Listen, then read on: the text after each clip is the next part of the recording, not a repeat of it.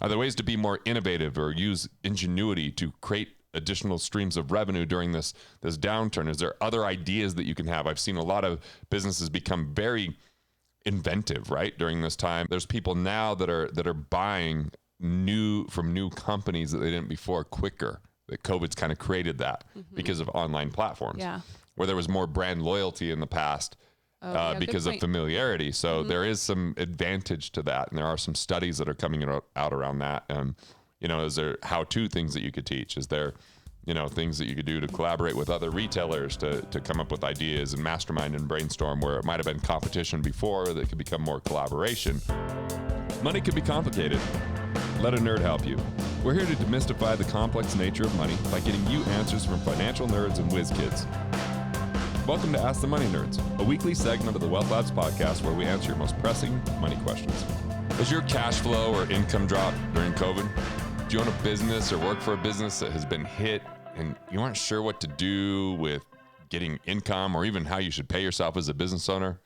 What habits do you want to keep, and where do you want to make immediate changes to create staying power while you weather this storm? All right, Stella, let's do this. Since we're talking about business habits, you've been a business owner for a really long time. Yeah, when I was 15, Garrett Gunderson's Car Care, washing cars. Yeah, very clever name. I love it. Won the SBA Entrepreneur of the Year with that business. Woo woo. For 30 and under while I was 17 and never won it again, which I found ironic. I did hit Inc. 500 with my other business, though. That's props to you on that. So you've been in business for a long time. Mm-hmm. What is one business habit, or maybe a couple, that really changed how you did business over the course of time? Vision, like really learning how to be out of the time for money game, or working hard, or meeting with someone in the moment where you're getting direct income. Yeah. And create the non-direct income container in which I operated in to really focus on that vision. And then secondarily to listen to intuition. I had a hard time listening to intuition because I had so much advice. Like, if you're going to speak, you need to have a clean shaven face and your hair should look like this and you should wear this tie and you should do it this way. And it was like they're trying to fit me in a box, and having consultants be like, okay, you don't want to ever admit your mistakes. And, it was all this stuff that was against who I was. And you should never talk about sole purpose. You're a financial guy. And it was to listen to my own voice. And it was to really create a vision that mattered, that really spoke to me. And that was hard early on because I was just trying to earn more. And next year get bigger revenue. And the next year get more income and get more awards and accolades and work harder and sacrifice family. And, so vision's a tough one. Yeah. It's hard when you're starting. Mm-hmm. And it takes time to create, and it's harder work than you think. Yeah. You just if I just have a nice little 2-sentence slogan, it'll carry me along the way. But vision really lives within our bodies. Like my first one, I'm like, I want to be a preeminent financial firm in the state of Utah. Like it's not really a vision, but that's the closest thing I came up with. Yeah. A vision is something that you can't necessarily achieve in your lifetime. Yeah. I mean, it's in some ways. It's something that doesn't even have to be done by you, but you're bold enough to speak it. 1 million people liberated to create economic independence, to change their family's financial future and build a life they love. Like, to me, that's a vision. Like, we're really clear about our first steps and what we're trying to get to, and we're just supporting and making money not be an obstacle, and instead have it be an asset, and enjoy life along the way and live wealthy. And it's really speaks to my soul. Vision is compelling. It's contagious. Okay. I hope I'm chewing gum. I hope it's not coming through on the pot. I'm like, hey, Amanda, my family's really good at chewing gum like this, Okay, well, I'll give you a break here, and I'll read Julian's question. You just get to learn all these amazing things, right? I'm always like, where do I go from here? Okay, segue. Let's go. Back to the question. So Julian's question: I have really enjoyed your talks, books, and videos. I'm a small business owner running 5 retail stores. I'm employing your advice of paying myself first and setting up a wealth capture account. That's a big win right there, I'd say. Some of my locations have gone on pause during the current COVID conditions. Retail, do you have some advice on which metrics to utilize for when to start paying myself again? Taking a partial percentage in the interim, keeping it paused. I believe I use good intuition and business acumen to troubleshoot situations like this, but I have found your percentages from all of the businesses you advise to be informative standards to mimic. Really appreciate your insight and look forward to hearing more on the topic, as well as other business metrics during a pandemic or disaster. I like to operate in percentages rather than in dollars. So if you're like, you should pay yourself X amount of dollars for this profession, then you get stuck where there might be times where you're being overpaid and times you're underpaid. So I like to think of a percentage of receipts, right? Like what amount, what's your margin and how much of that margin could you take in income, whether that's through salary or distributions. And so if you can go really low with your salary, because right now, what would the salary be if you were hiring someone to run your job amidst COVID? It might be a lot lower than it used to be. Adjust it down, and then you can always take distributions when it comes back. Those distributions can have less taxation against them anyway. So I would recommend that. I'd also recommend going through and classifying everything in 4 types of expenses. One is any destructive expense is something that's leading you towards debt, not serving you, maybe something that's more of an addiction than a vice, or maybe it's just things you're paying for and not utilizing. Eliminate those. Lifestyle expenses, really reassess those.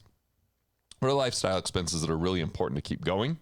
And which ones could you put on hold for a little while to conserve cash? I don't want you to become a miser where you're scrimping and saving and not enjoying, but I want you to be mindful about it. Then the third one is protective expenses. This is part about building cash and cash reserves and having the right insurances and asset protection. And then the fourth one is productive expenses. And these are the ones to pay attention to.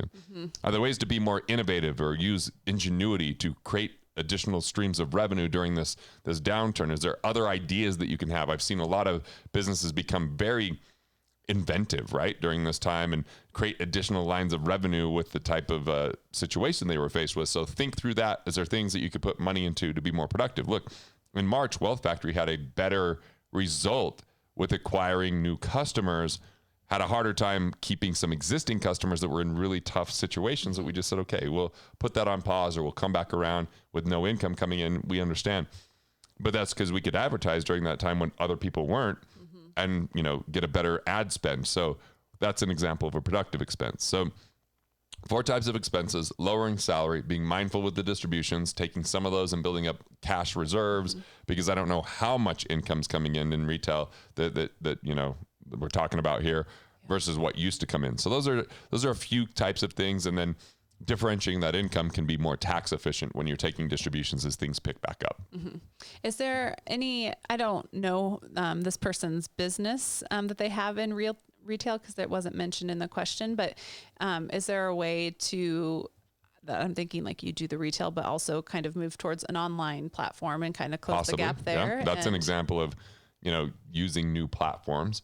What we've seen is there's people now that are buying from new companies that they didn't before quicker. That COVID's kind of created that because of online platforms, where there was more brand loyalty in the past. Because of familiarity. So there is some advantage to that. And there are some studies that are coming out around that. Is there how-to things that you could teach? Is there, things that you could do to collaborate with other retailers to come up with ideas and mastermind and brainstorm where it might have been competition before that could become more collaboration.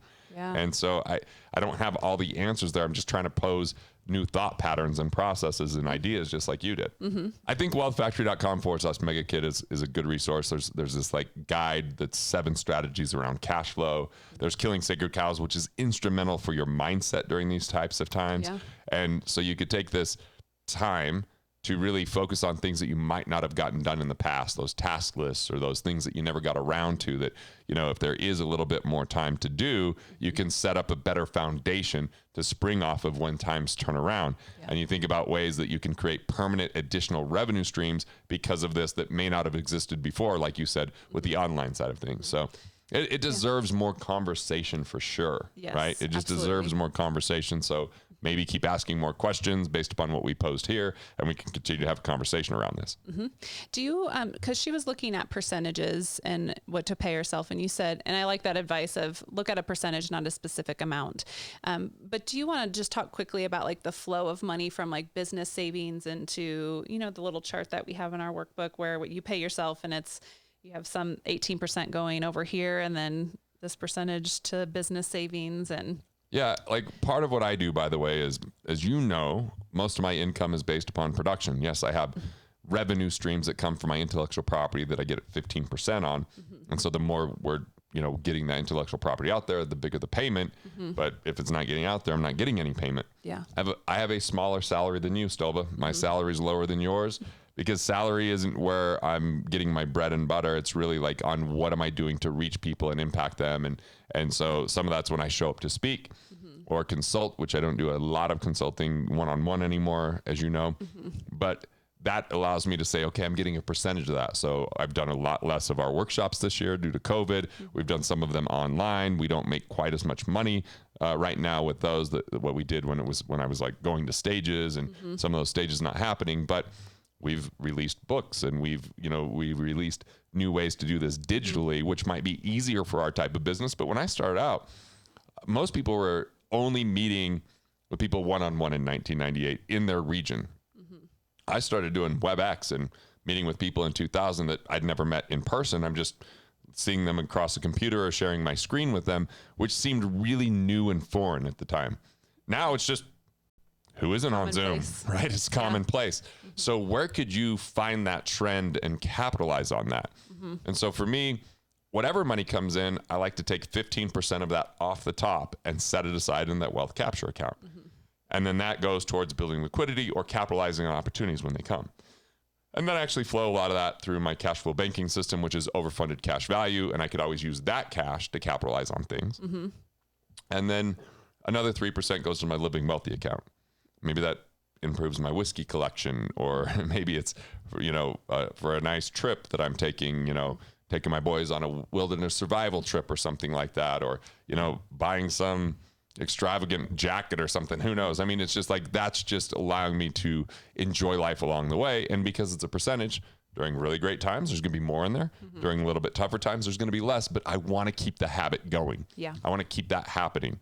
So, that's the critical thing, because when times get really good, if you have that habit, then it doesn't just go away and you're like, what happened? I had a good year. Where'd all that money go? Right. And it just got consumed, or expenses rose to meet that. So yeah, this is a time to really readjust salaries for a lot of people, I think, and move more towards the production economy rather than time and effort. Time and effort is I show up, I put in my time, I get paid a salary.